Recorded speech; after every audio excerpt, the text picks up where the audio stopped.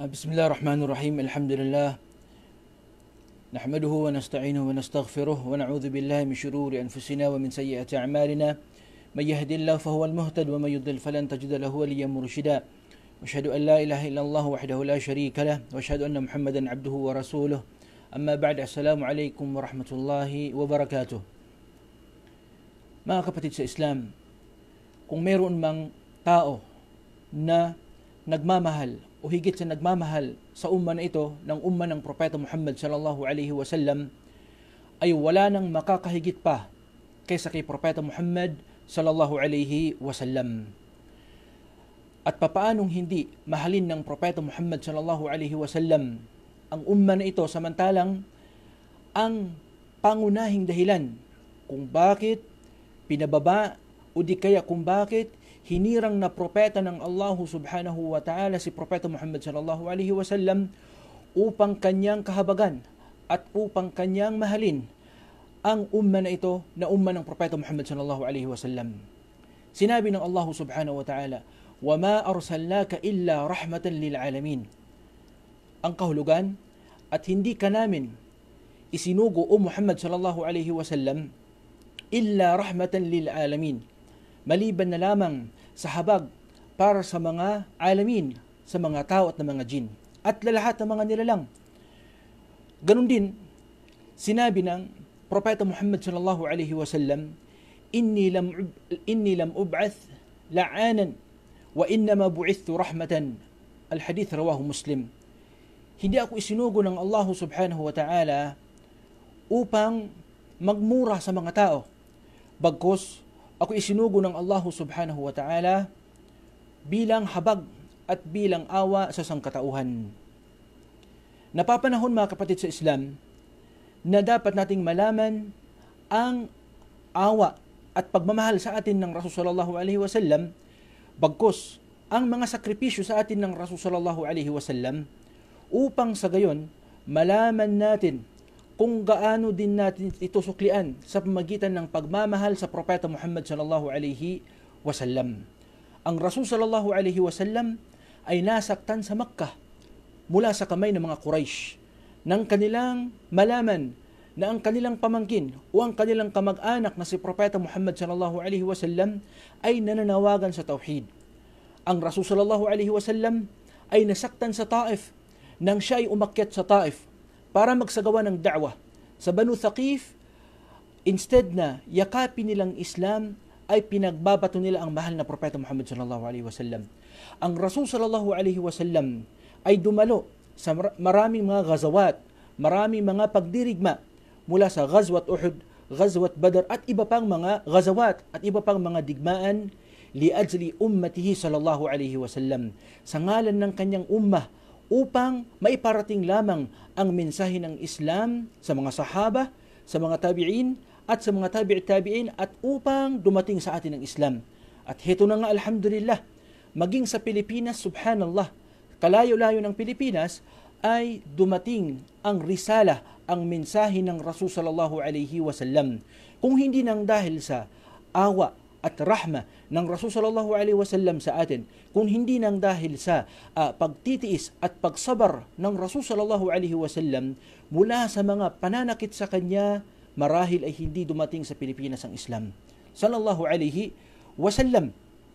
Kaya tutunghayan ho natin mula sa maigsing lecture natin ito insyaallah ta'ala kung gaano kamahal ng Rasul sallallahu alaihi wasallam ang kanyang ummah. Matutunghayan ho natin yan mula sa pagmamahal ng Rasul sallallahu alaihi wasallam sa atin dito sa mundo hanggang sa kabilang buhay.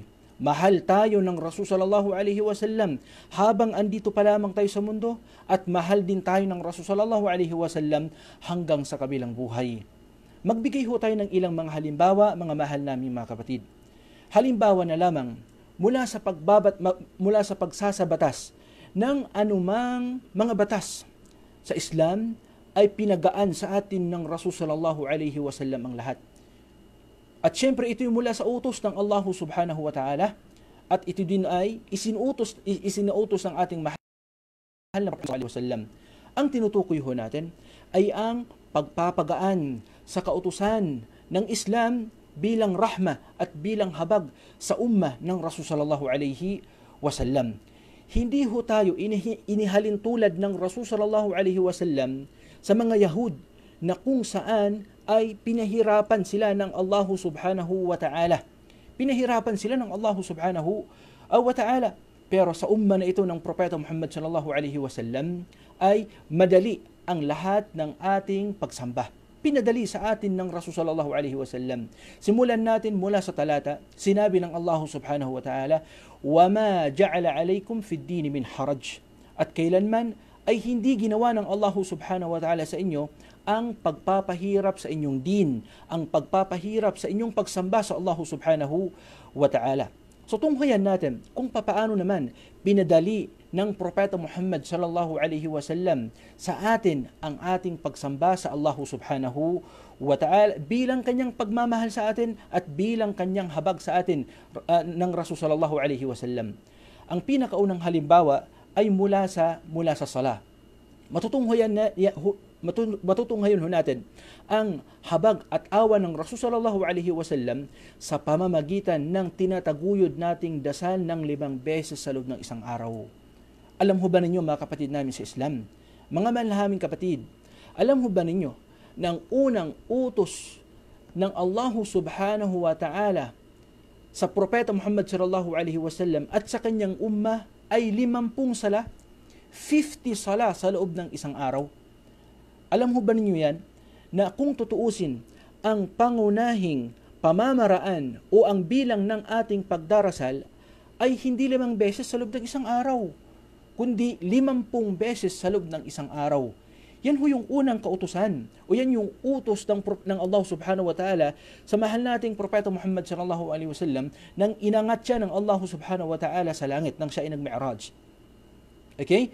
Subalit, nang bumaba ang Rasul sallallahu alaihi wasallam sa as-sama'ud dunya ay kanyang nakasalubong si Musa alayhi salatu wassalam. At tinanong ni Musa alayhi salatu wassalam ang Rasul sallallahu alaihi wasallam, "Madha amara rabbuk?" Anong inutos sa iyo ng iyong Panginoon? Sinabi ng Rasul sallallahu alaihi wasallam, "Inutos sa akin ang pagdarasal ng 50 sala."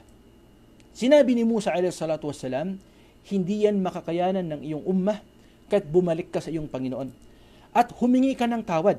Ika nga ay pababaan ang bilang ng sala." Hanggang sa bumalik ang Propeta Muhammad sallallahu alaihi wasallam sa Allah subhanahu wa ta'ala ng maraming beses hanggang sa ang 50 sala ay naging 5 sala. Subhanallah. Palatandaan ng rahmah at habag ng Rasul sallallahu alaihi wasallam sa kanyang ummah.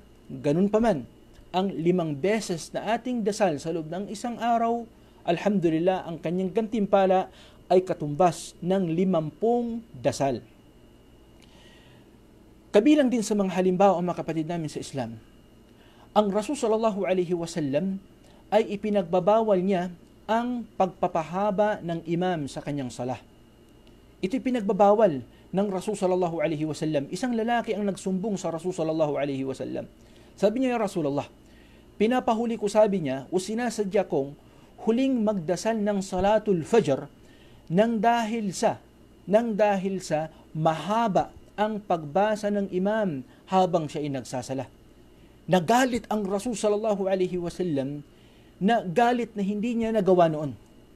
Matindi ang galit ng Rasul sallallahu alaihi wasallam nang marinig niya na mayroong mga imam na pinapahabaan nila ng lubos na pagpapahaba ang kanilang binabasa sa kanilang pagdarasal. Nagalit ang Rasul sallallahu alaihi wasallam at kanyang sinabi, "Ya ayyuhan nas, inna minkum munaffirin, fa ayyukum amma an-nasa falyujiz, fa inna min waraihi al-kabir was-saghir wa dhal hajah." Usang katauhan, sino man sa inyo ang tumayong imam sa pagdarasal, sa pagsasala, falyujiz, ay huwag niyang pahabaan ang kanyang binabasang surah. Paigsiin niya ang kanyang binabasang surah. Fa inna min waraikumul kabir was-saghir wa dhal haja, sapagkat nasa likuran ninyo ang mga matatanda, ang mga may sakit at mga mahihina at mga may pangangailangan. Anong kahulugan ng hadith na ito mga kapatid sa Islam? Rahmah ng Rasul sallallahu alaihi wasallam sa kanyang ummah. Hindi ba't habang maraming maraming talata ang binabasa sa sala, ay marami tayong maririnig na salita ng Allah subhanahu wa ta'ala. Subalit, maraming mga taong mahihirapan sa kanilang pagsasala. Nang dahil dito, pinagbabawal ng Rasul sallallahu alaihi wasallam sa mga imam ang pagpapahirap sa kanilang ma'mum sa pamamagitan ng pagbasa ng mga mahabang surah habang sila ay nagdarasal. Kaya nga si Anas bin Malik radiyallahu ta'ala anhu, maraming beses niyang nakasama ang Rasul sallallahu alaihi wasallam sapagkat kabilang siya sa mga naglilingkod sa Rasul sallallahu alaihi wasallam. Anong sinabi ni Anas ibn Malik radiyallahu ta'ala anhu? Ma sallaytu wara'a imamin qat akhaffa salatan wala atamma salatan min Rasulillah sallallahu alaihi wasallam. Kailanman ay hindi ko naranasang nagdasal ng maigsing sala na katulad ng maigsing pagdarasal ng Propeta Muhammad sallallahu alaihi wasallam. Muli, yan ay palatandaan ng rahma, ng habag, ng awa ng Rasul sallallahu alaihi wasallam sa kanyang ummah. Kabilang din sa palatandaan ng pagmamahal sa atin ng Rasul sallallahu alaihi wasallam sa pamagitan ng pagpapagaan ng ating ibadah ay makikita natin na kung saan ang Rasul sallallahu alaihi wasallam ay kung minsan ay kanyang pinapaigsi ang kanyang binabasang surah bilang awa sa mga nanay na mga nagsasala sa kanyang likuran. Kung minsan kasi ang mahal nating propeta sallallahu alaihi wasallam ay nagdarasal at sa likuran niya ay mga kababaihan. At kung minsan naririnig niya ang iyak ng kanilang mga sanggol at iyak ng kanilang mga anak. Kahit ang ginagawa ng Rasul sallallahu alaihi wasallam ay pinapaigsian niya lalo ang kanyang binabasa sa kanyang pagdarasal. Kaya nga sinabi ng Rasul sallallahu alaihi wasallam, "Inni la aqumu fi salati uridu an utawwila fiha fa asma'a bukaa as-sabiy fa atajawwazu fi salati karahiyata an ashqa ala ummihi." Ibig sabihin, kung minsan sinabi ng Rasul sallallahu alaihi wasallam, ako'y nagdarasal at kung minsan ay ninanais kong pahabaan ang aking binabasa sa aking pagdarasal, at kapag aking marinig ang iyak ng bata mula sa aking likuran, ay aking pinapaigsian ang aking binabasang surah bilang habag at bilang awa at bilang pagmamahal sa kanyang nanay. Subhanallah, ang Rasul sallallahu alaihi wasallam ay napakadetalye ng kanyang pagmamahal sa kanyang ummah, mula sa lalaki, mula sa babae, sa mga matatanda at sa mga bata. Lahat ay kinakaawaan ng Rasul sallallahu alaihi wasallam. Patungkol din ho ito sa pagsasala. Alam ho ba ninyo na oras sa pagsasala ng Salatul Isha ay ipagpapaliban ito hanggang sa ikatatlong huling bahagi ng gabi. Ibig sabihin, kung tutuusin, ang oras ng Salatul Isha ay bago magsala ng Salatul Fajr ng ilang mga minuto o ng ilang mga oras. Yan ho yung kung tutuusin ng oras ng Salatul Isha. Hindi yung Salatul Isha na ating nakasanayan kasalukuyan.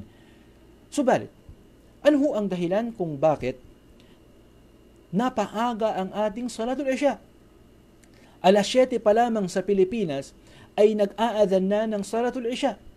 Hindi ba't sinabi natin na ang original na oras ng Salatul Isha ay fi thuluth al-layl al-akhir, pinakahuling bahagi ng gabi mula sa isang gabi. Subalit, papaano na paaga ang Salatul Isha? Nang dahil sa rahmah, nang dahil sa awa, at nang dahil sa pagmamahal ng Rasul sallallahu alaihi wasallam. Minsan, ang Rasul sallallahu alaihi wasallam nagsala ng huling oras ng Salatul Isha. Ibig sabihin ng huling oras ng Salatul Isha, ito yung mga oras na kung saan malapit nang magsala ng Salatul Fajr. Ang hadith mula sa hadith ni Aisha radiyallahu anha. And then, sinabi ng Propeta Muhammad sallallahu alaihi wasallam, itong oras na ito, kung tutuusin, ito ang oras ng Salatul Isha. At kanyang dinagdag pa, sinabi niya, "Laula an ashukka ala ummati la amartuhum an yuakhiru al-isha'a ila thuluth al-layl aw nisfih."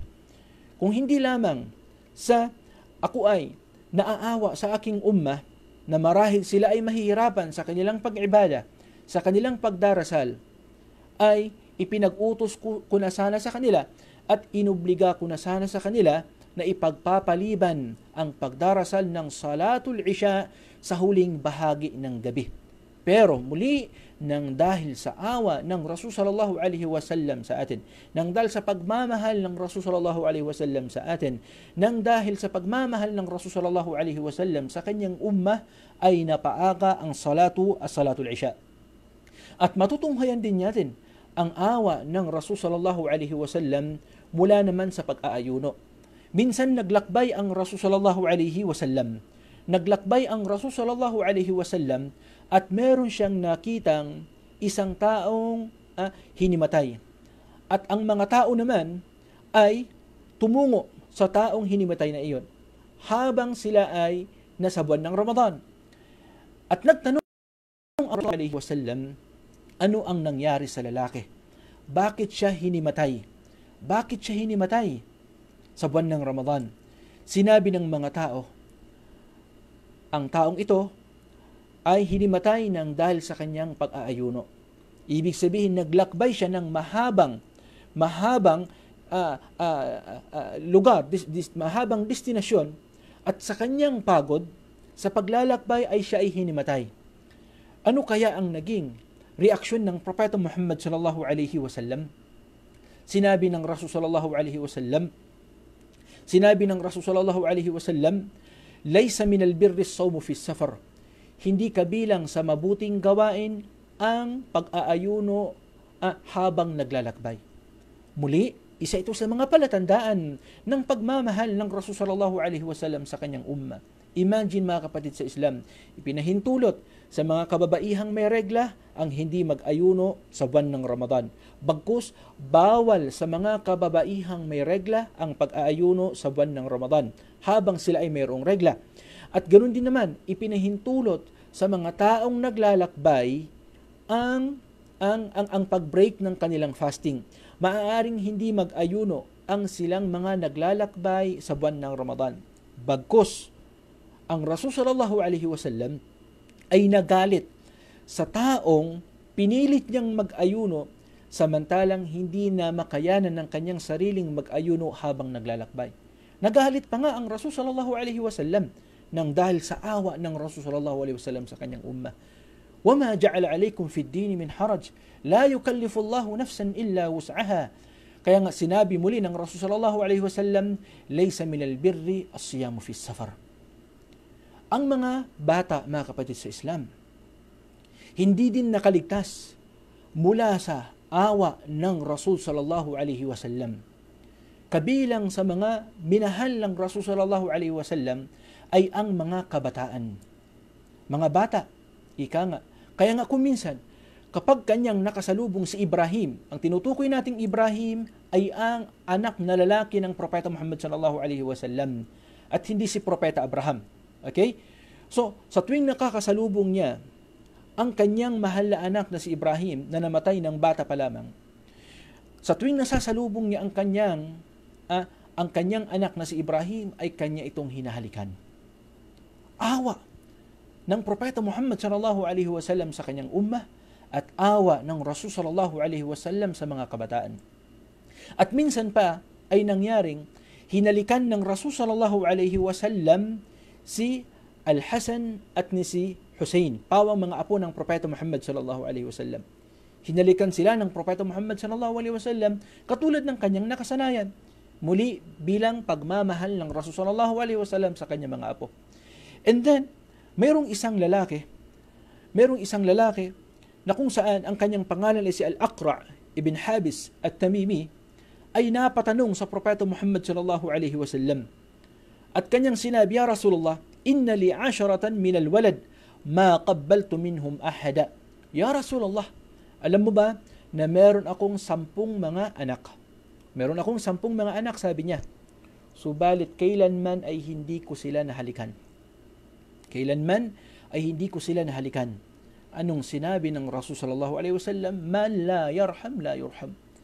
Sino mang hindi maawa ay kailanman ay hindi siya kaawaan.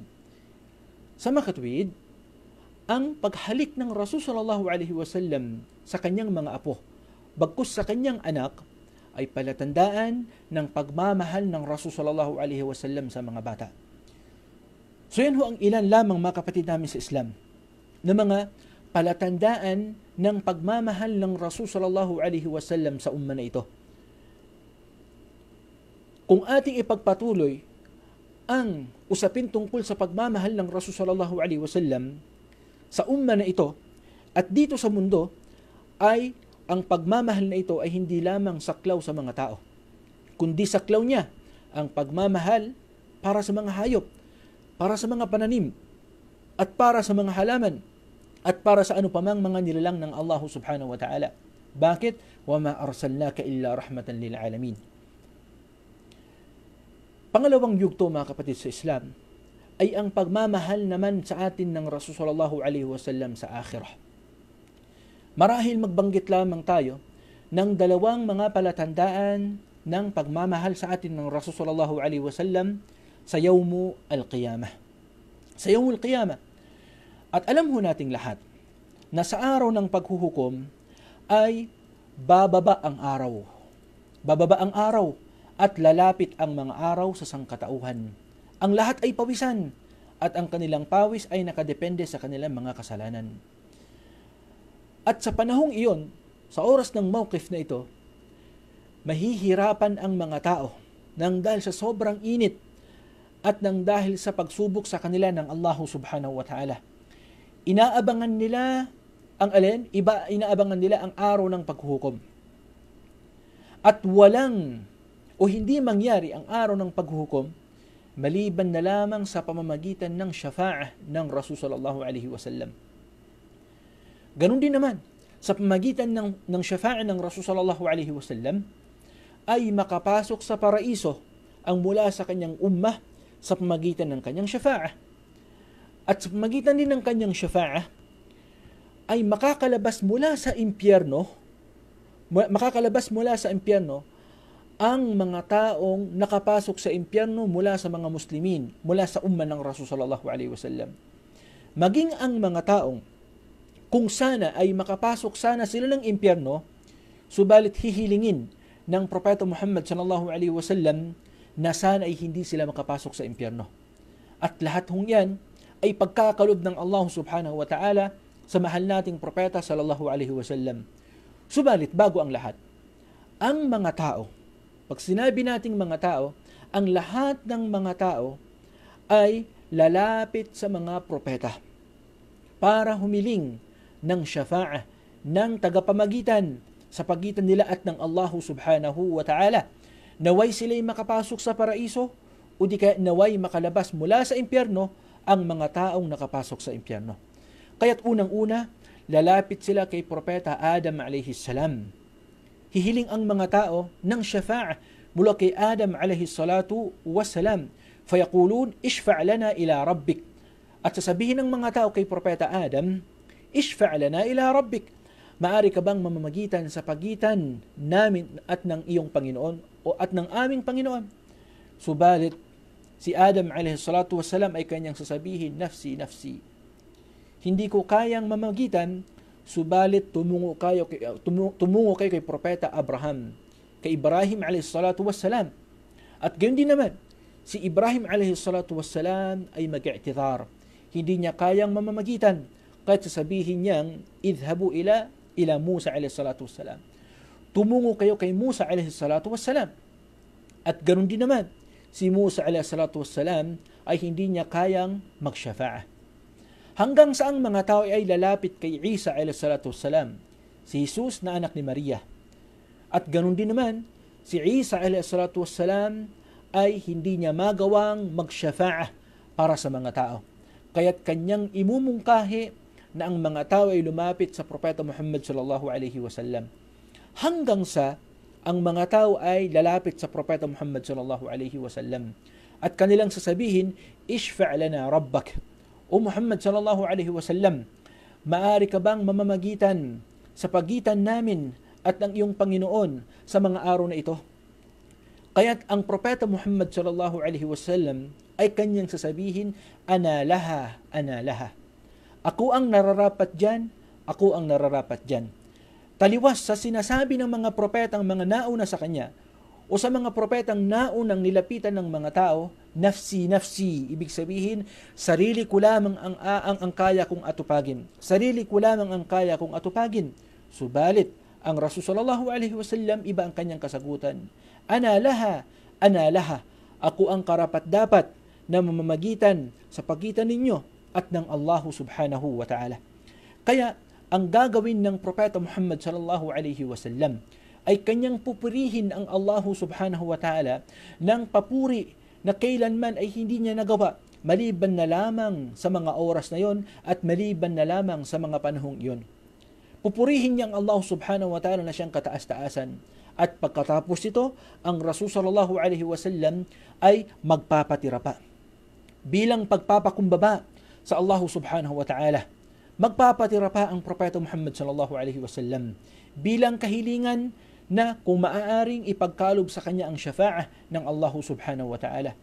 At pagkalipas nito, ay sasabihin sa kanya ng Allah subhanahu wa ta'ala, Ya Muhammad, irfa' ra'sak, wa qul yusma' lak, wasal tu'ta, washfa' tushaffa'. O Muhammad sallallahu alaihi wasallam, bumangon ka. Bumangon ka at sabihin mo ang nais mong sabihin at ikaw ay aking pakikinggan. Hilingin mo ang nais mong hilingin at ito'y aking ipagkakaloob. At humingi ka ng tagapamagitan, ibig sabihin ng syafa'ah, at ito'y aking ipagkakaloob. Yan ang sasabihin sa kanya ng Allah subhanahu wa ta'ala. Kaya't sasabihin pa ng Allah subhanahu wa ta'ala, sasabihin ng Propeta Muhammad sallallahu alaihi wasallam, Ya Rab, ummati, ummati. Subhanallah. Ummati, ummati.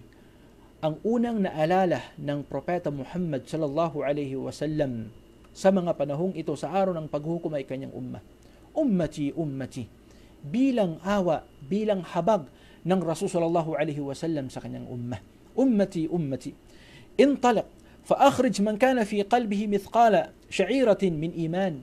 Sasabihin sa kanya ng Allah subhanahu wa ta'ala, palabasin mo mula sa impyerno ang sinumang mga taong may katiting na pananampalataya sa Allah subhanahu wa ta'ala.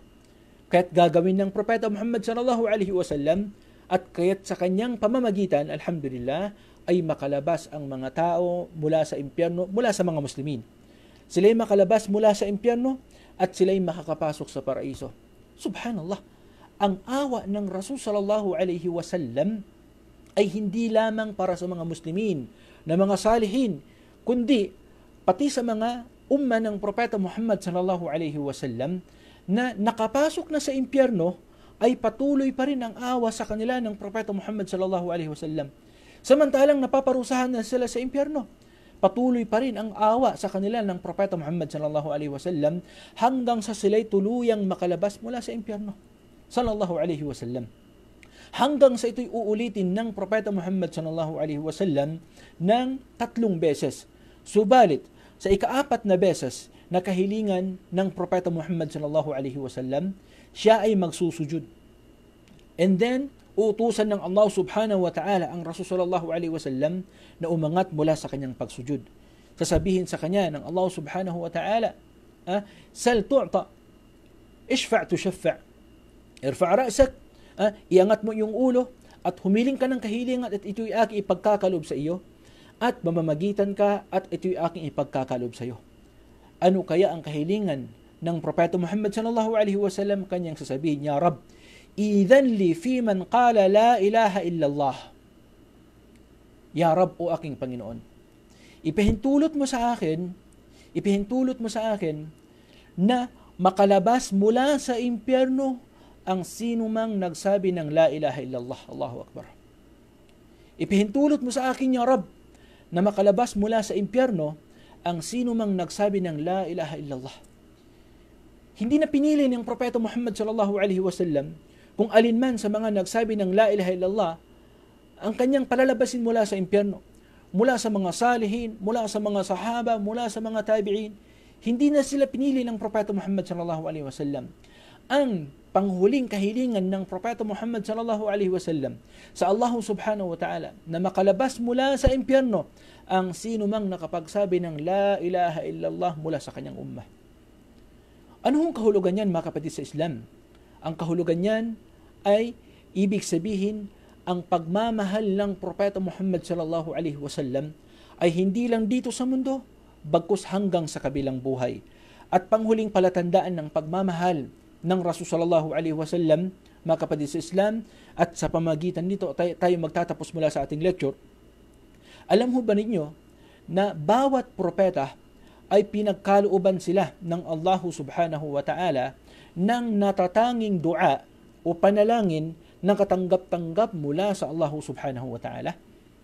At lahat ng mga propeta, ginamit na nila ang mga panalangin ito samantalang nasa mundo pa lamang sila, maliban sa nag-iisang tao. Maliban sa nag-iisang propeta na kung saan ipinagpaliban niya ang panalangin na ito na katanggap-tanggap sa kabilang buhay para sa kanyang ummah. At ang taong tinutukoy natin, mga kapatid sa Islam, ay walang iba kundi si Propeta Muhammad sallallahu alaihi wasallam.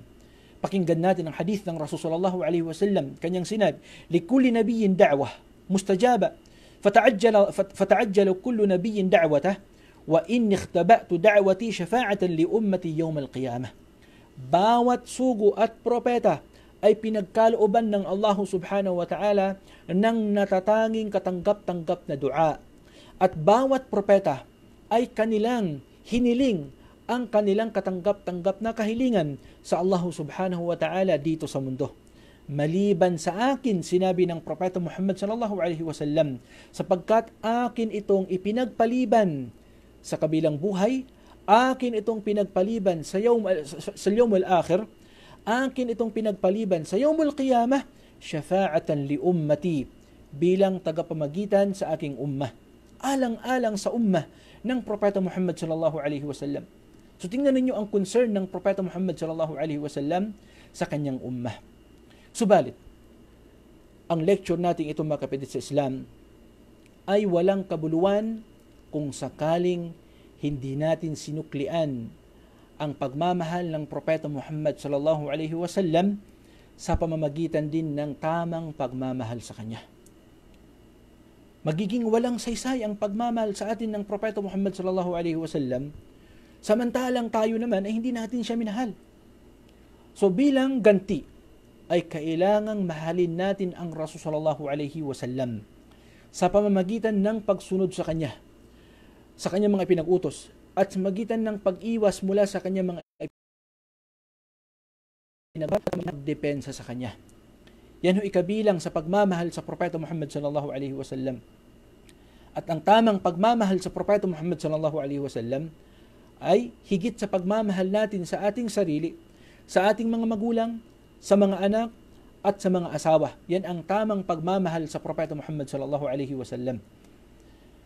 Kaya't hiling natin sa Allah subhanahu wa ta'ala na mapabilang tayo mula sa syafa'an ng Propeta Muhammad sallallahu alaihi wasallam sa yawmul qiyamah, at mapabilang tayo sa mga totoong nagmamahal sa Propeta Muhammad sallallahu alaihi wasallam. Wa sallallahu wasallam ala nabiyina Muhammad. Subhanakallahumma bihamdik, asyhadu an la ilaha illa anta, astaghfiruka wa atubu ilaik.